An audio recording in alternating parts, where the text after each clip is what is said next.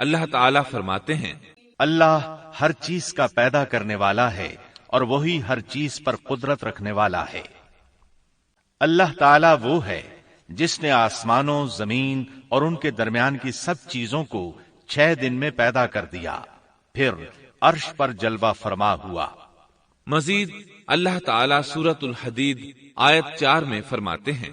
وہی ہے جس نے آسمانوں اور زمین کو 6 دن میں پیدا کیا، پھر عرش پر جلوہ فرما ہوا۔ وہ خوب جانتا ہے اس چیز کو جو زمین میں جائے اور جو اس سے نکلے، اور جو آسمان سے نیچے آئے، اور جو کچھ اس میں چڑھ کر جائے، اور جہاں کہیں تم ہو وہ تمہارے ساتھ ہے، اور اللہ تمہارے اعمال کو دیکھ رہا ہے۔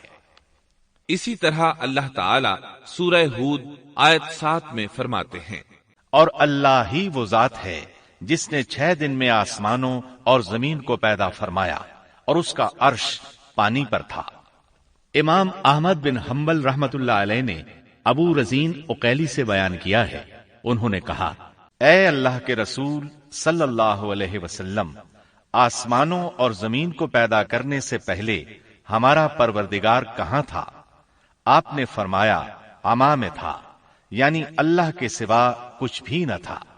نہ اس کے اوپر ہوا تھی اور نہ اس کے نیچے ہوا تھی، مطلب یہ کہ کچھ نہ تھا، پھر اس نے پانی پر اپنا عرش پیدا کیا۔ گویا یہ تھی مخلوق کی ابتدا۔ امام احمد، امام ترمذی، امام ابو داود اور بہت سے دوسرے محدثین رحمہم اللہ نے سیدنا عبادہ بن صامت رضی اللہ عنہ کی روایت بیان کی ہے۔ وہ کہتے ہیں، میں نے رسول اکرم صلی اللہ علیہ وسلم کو فرماتے ہوئے سنا، آپ فرما رہے تھے، بلا شبہ اللہ نے سب سے پہلے قلم کو پیدا کیا،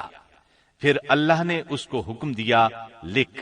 چنانچہ وہ اسی وقت چل پڑا اور قیامت کے دن تک ہونے والی ہر چیز لکھ دی۔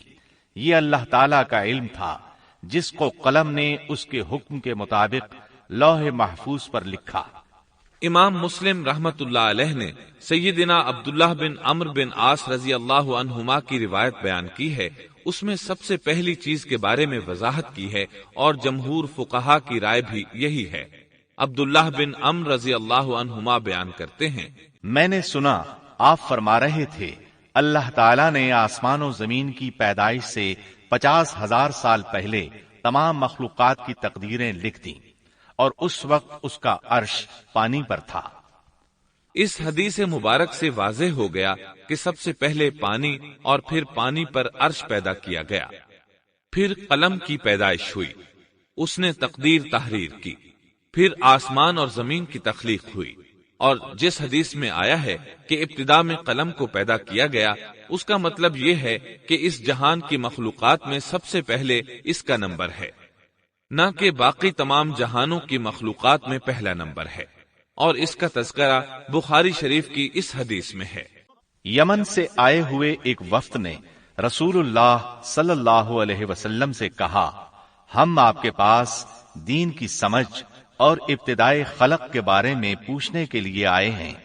یہ کہ سب سے پہلے کیا چیز تھی؟ آپ نے فرمایا، اللہ تھا، اس سے پہلے کوئی چیز نہ تھی،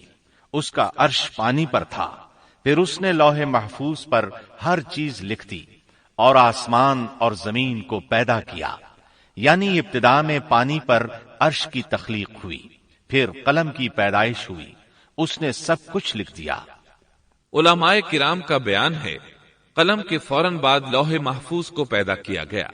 چنانچہ قلم نے لوح محفوظ میں ہر چیز لکھ دی۔ اس کے بعد کائنات کی باقی مخلوقات اور آسمان و زمین کی پیدائش معرض وجود میں آتی گئی۔ اشیاء کی پیدائش والی ترتیب میں علماء کرام کے کئی اقوال ہیں، اور ہم نے آپ کے سامنے جمہور علماء اور فقہا کی پسندیدہ اور راجح ترتیب پیش کی ہے۔ آسمان اور زمین کی مخلوقات کی ترتیب کیا ہے، اس بارے میں امام مسلم رحمت اللہ علیہ نے سیدنا ابو ہریرہ رضی اللہ عنہ کی روایت پیش کی ہے۔ وہ کہتے ہیں، نبی اکرم صلی اللہ علیہ وسلم نے میرا ہاتھ پکڑا اور فرمایا، اللہ تعالیٰ نے ہفتے کے دن مٹی کو پیدا کیا، اتوار کے دن زمین میں پہاڑ، پیر کے دن درخت، منگل کے دن تکالیف، مصائب، جراثیم اور بیماریاں، بدھ کے دن نور کو، جمعرات کے دن زمین میں چوپایوں کو پھیلا دیا، اور تمام مخلوقات میں جمعے کے دن کی آخری گھڑیوں یعنی عصر سے رات کے درمیان میں آدم علیہ السلام کو پیدا کیا۔ مطلب یہ کہ ابتدائے آفرینش میں جن مخلوقات کی تخلیق ہوئی ان میں سے آخری مخلوق انسان تھا۔ اس حدیث میں مختلف حالات کو نہایت وضاحت سے بیان کیا گیا ہے۔ اس سے بخوبی پتہ چل گیا کہ ابتدائی مخلوقات کی ترتیب کیا تھی۔ ان میں سے آخری نمبر آدم علیہ السلام کا تھا۔